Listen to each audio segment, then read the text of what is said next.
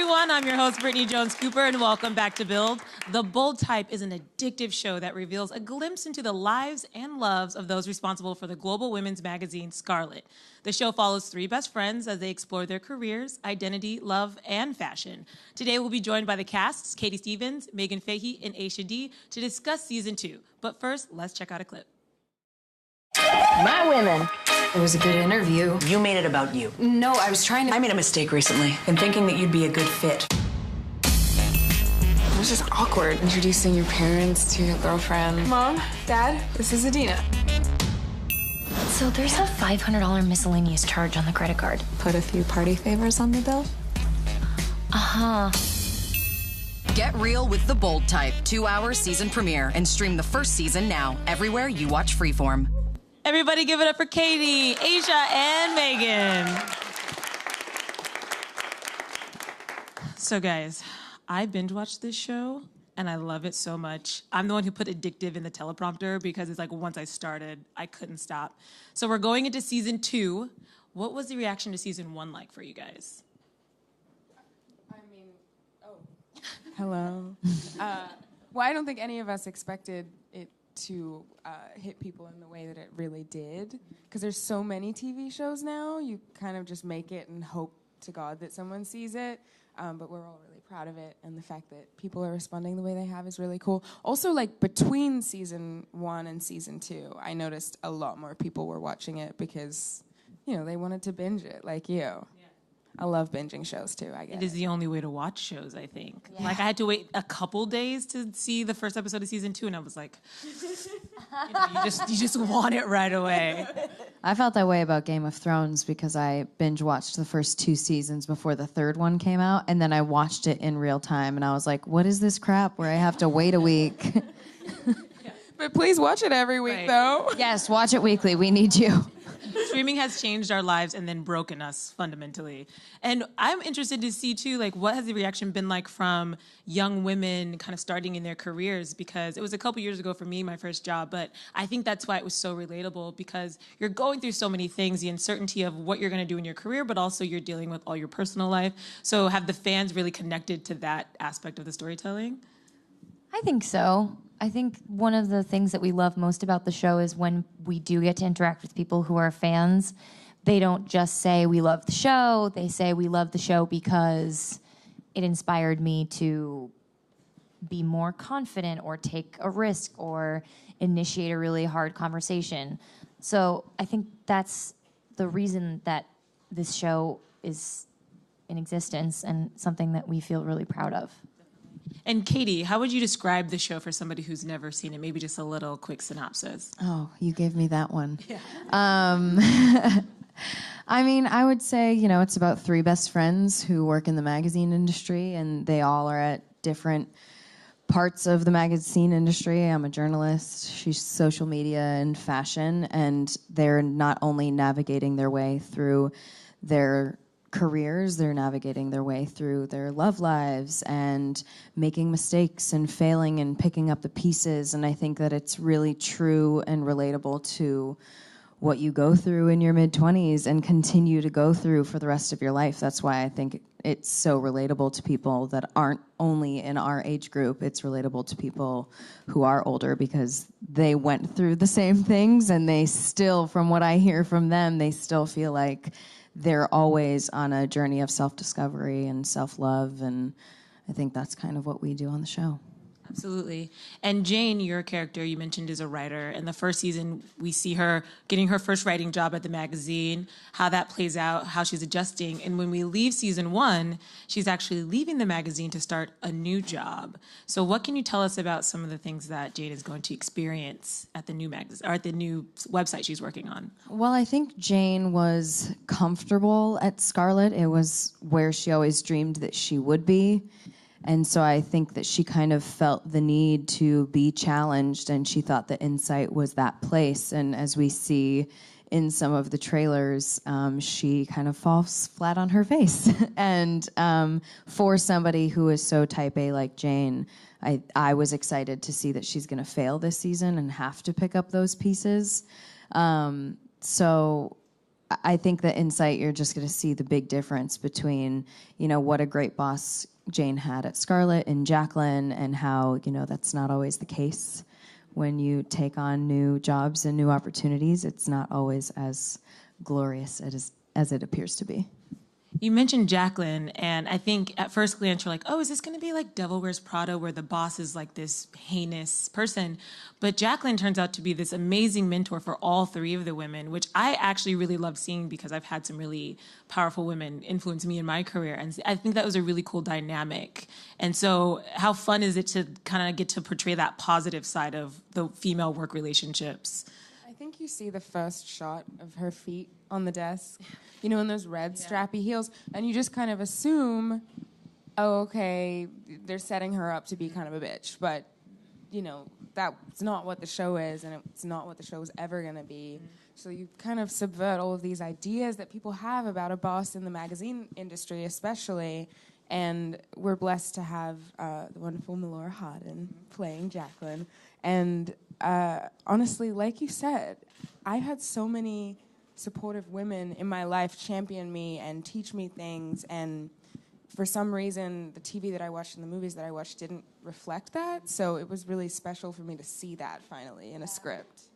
I think we feel that way too about the female friendships and stuff that we have on the show. We don't really have any villains or bitches, because in real life, of course, there's every kind of person, but in my life and all of our lives, I think I can speak for all of us when I say, like, more often than not, we've had really amazing women come into our lives and pick us up and help us get through things. And, we have people that we can ask for help who will give it to us. So I think to be able to put that as the forefront of the show feels really good.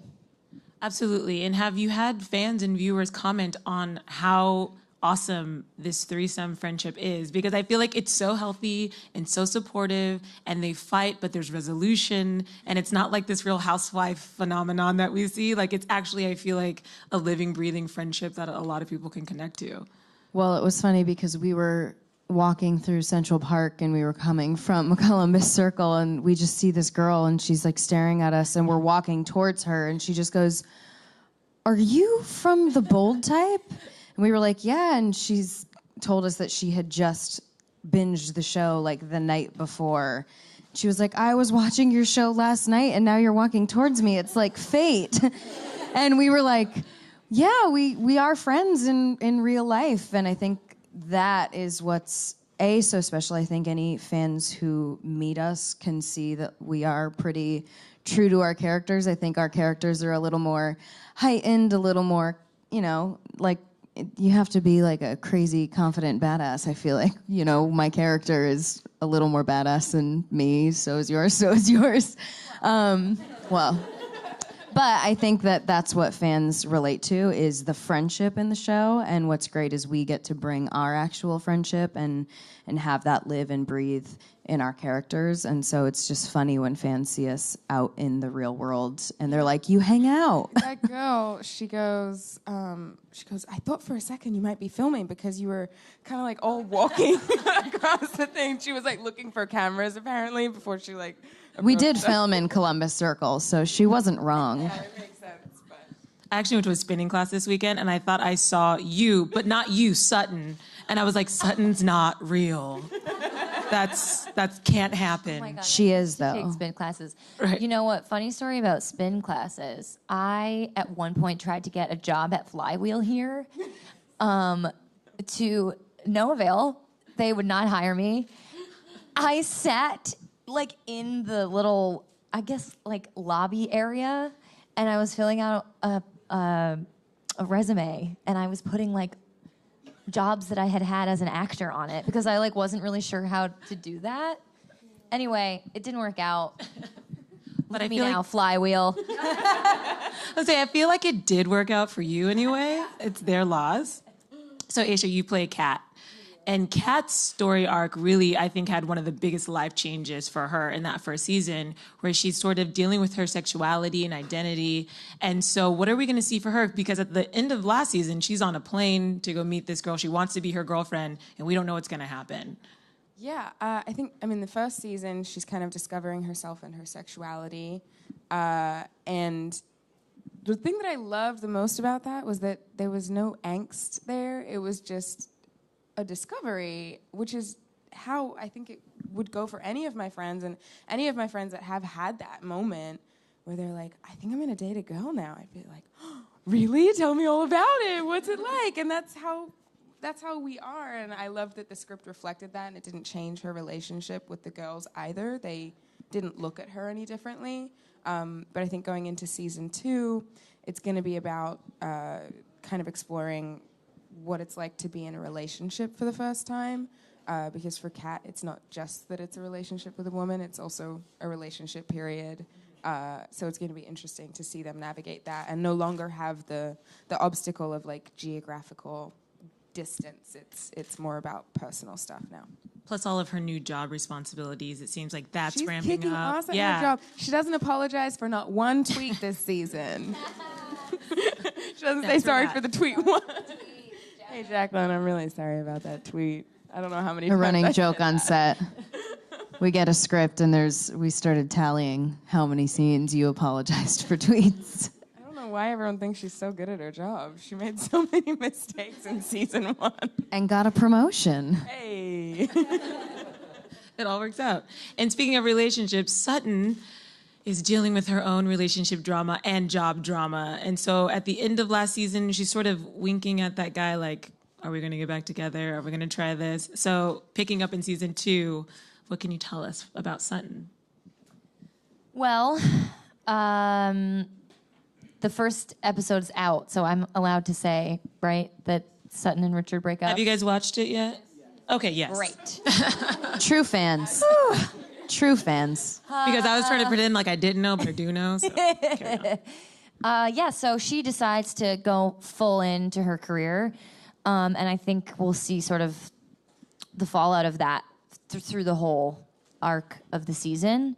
There are really, really great points and really, really low points, and I think that Sutton knows that she can have both. I think she believes that women are capable of that and she can have that, but I think she feels like before she gets to that place, she really has to build her career to a place where she feels confident that she's proven herself to everyone and that nobody will question how she got to where she is, because she's worked really hard. So another thing that we get to see is we go home and we meet Sutton's mom and an ex-boyfriend.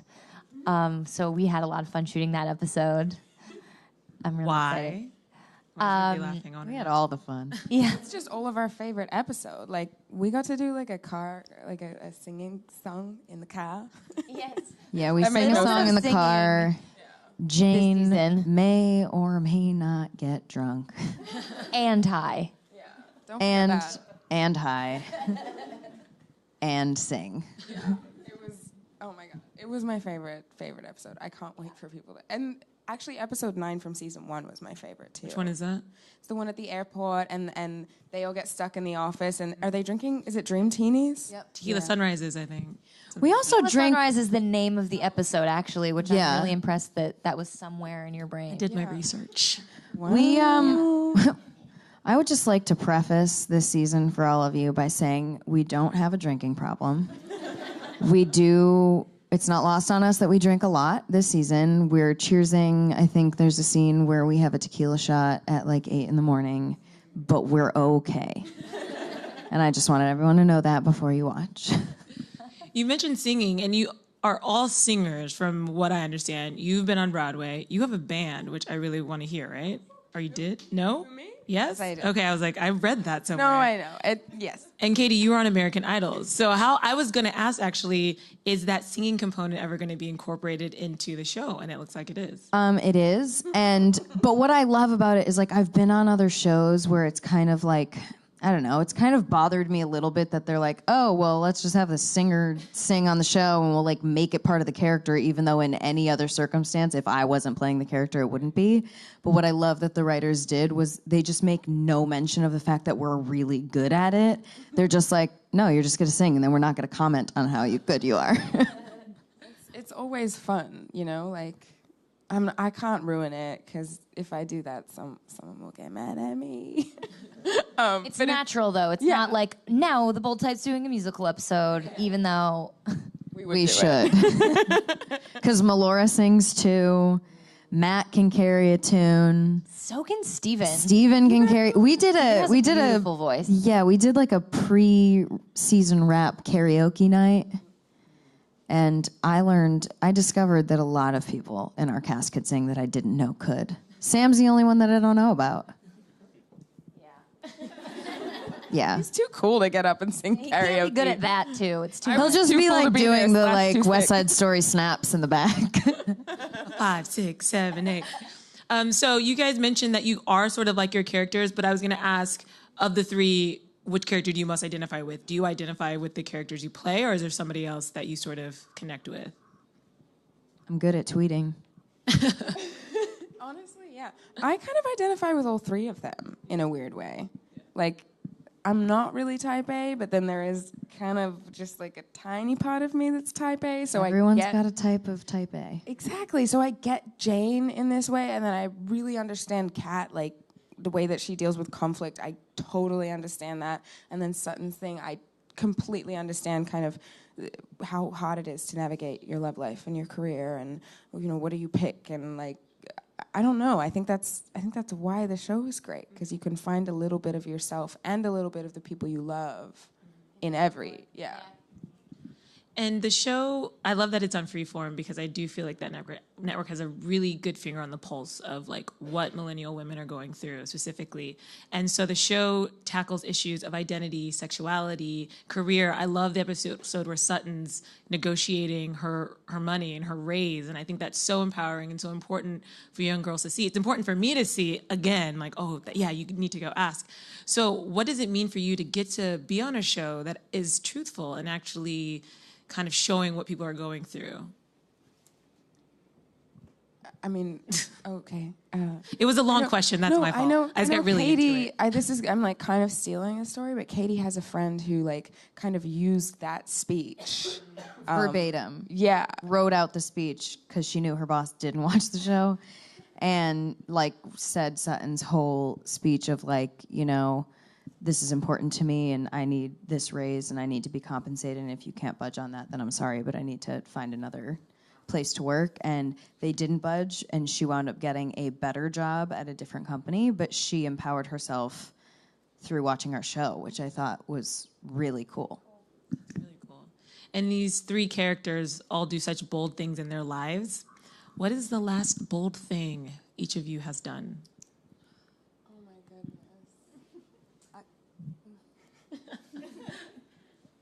Think of something good, Megan. I know. And now I raise the microphone and I have to speak. Or do I? That was bold. That was just it. That was it right there. Oh my God. Nobody? Someone was really rude to a security guard at the hotel we were staying at. Was really rude to a friend of mine when he was asking to use where the bathroom was. And the person in the restaurant said, "Our bathrooms are broken, you need to go to the second floor." So my friend went out, and this was like, "Where are the bathrooms?" And he was like, "In there." And he's like, "No, they're broken. They told me to go to the second floor." And he was like, "We'll go to the second floor then." And was like really rude to my friend. And my friend came back and was kind of like, "I didn't know what to do." And I was like, "I got this." And I walked out there and I was like, "Excuse me, I don't know if it was you, but somebody was very rude to my friend, and I am a guest staying here, and I just need you to know that that's not the way you should run your business, and I am not happy with you." And so I walked out, and then I got an apology, and now I feel like I know all the security guards, because now every time I walk by, they're like, "Hello, how are you?" And I'm like, "Yeah, don't mess with my friends, or you mess with me." I did kindly tell someone to leave me alone. I was walking down, I don't know New York very well, some avenue, and a dude came up to me and was like, "Hey, you want to be friends? What's your name? Where are you going?" Which, by the way, happens to her literally everywhere she goes. It's unbelievable. I must have a face She has that something says, "Come that's talk like, to me," yeah. or something. No, I need you to tell the story of the day we first met, because you said something to someone who catcalled you, and it was literally in that moment I was like, "I'm in love with her." No, he kept screaming at me, "What's your name? What's your name? I just want to know you. What's your name? What's your name?" And I was like, "Felicia, so bye." And It was great. I'm stealing that because in New York City it happens all the time. Yes. I don't want to tell you my name. Right. Like sometimes I want to walk down the street and be invisible. Let me live. One guy was like, "Girl, get your nails did." I was like, "Will you pay my rent?" And he left. And that was that. So I think it's a good time to open up to the audience for some questions. I know they can't wait. All right. Hi. Hey. Hi. Love you guys. Love the show. Thank And I you. was wondering if you could describe your character in any song. What song would it be? Ooh, I like your pants. Is that a song? We answered this and I didn't. We did such a good job of this the other day. We answered for each other. Yeah, we did. I said I feel like I changed my answer though. Ooh, what is it? For others. for I think Let's hear yours it. would be Diva by Beyonce, okay. but in a good way. Yeah, is there a bad way to be a diva? No, but you know how some people use it in a negative connotation. I just needed to explain. The one I had for you was good the other day, though. I don't change that one, but I forget it. It was Liz Phair. Yes. It was Why can't I? Because Yeah. the song is about like not being able to stop thinking about somebody. This is for the Sutton character. Yeah. What is it? I like that one Yeah. because it's very romantic. And so am I. I still stand by my choice. You didn't like it. I said it was "I'm Not a Girl, Not Yet a Woman" by Britney. But I don't. But I think that's know, I insinuating know, that Jane's a girl, and I very much think that Jane is a woman. No, I agree. I just think it's a bop that like Jane would really like. Oh, Jane definitely sings it in Alone? the shower. You know, Jane that's- for that- sure had several nights where she was like listening to that song out loud in her apartment. Guys, my first Like, concert was that record Yeah, that's great. at Mohegan Sun Arena in Connecticut. So See, I was onto something. And that was my Yeah. point. I It's think no those- shade to be a girl. I got the Britney Spears Barbie tour bus, and for my birthday, there was a Britney Spears Barbie tour bus special edition, and in it, my mom put Britney Spears tickets, and it was my 9th birthday. Are you kidding? Probably too young to be watching Britney dance in the rain to "Slave for You," but I did it. And O-Town times. opened. My first concert was Avril Lavigne, and I think I was 13. And I had freckles, but I really, really wanted to look like her. And I didn't wear makeup at the time, so I thought that what I could do was just like put on my mom's foundation until the freckles were gone, which is not how that works. You were at so all. angsty. You put the tie on. I was so angsty. And I did wear the tie, but unfortunately she broke my heart because she then came out like shortly after that saying she didn't like it when people wore ties because the whole reason she wore the ties was because it was not something everyone else was doing. But you know what? We have to forgive her because she was very young and she didn't know. That she would break your heart. Yeah. They say you should never meet your idols for that reason. Well, I still haven't met her. I would really like to. Mine was Beyonce, by the way. Your first concert? My first concert was Beyonce. Whoa. What a It was great- All downhill from there. It was the Irreplaceable album, and the whole stadium was like, to the left, and I was way, way, way in the back. That's it. the follow-up concert to your first concert is never as good because my follow-up concert to Britney Spears was Duran Duran with my friend's mom. So I don't know. It sounds pretty lit. You can only go up from there. you can. You know, it's all about perspective. One more question? Hey, my question is for Aisha. Kat and Adina's relationship is so beautiful and is so inspiring to me. And I know in season 1 they had a lot of external things they were dealing with. In season 2, I saw the first episode. I know they have a lot of internal things, and there'll be more that we're going to see too. What's it been like for you to represent a relationship like that? I mean, I say this all the time. The reason why I did the show was because they were telling a story that I had never seen before. And they were really, like, even surprising me.